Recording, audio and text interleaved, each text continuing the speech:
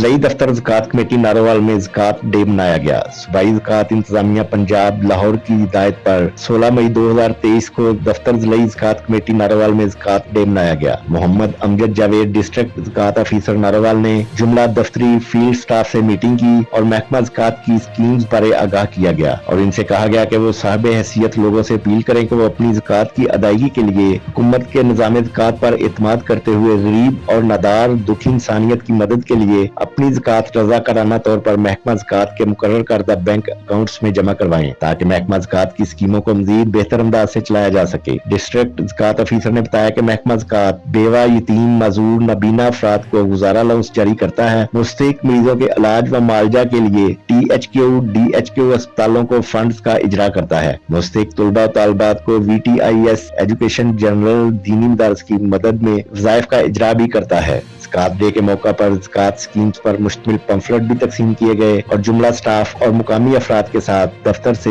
رافع town تک walk بھی کی گئی۔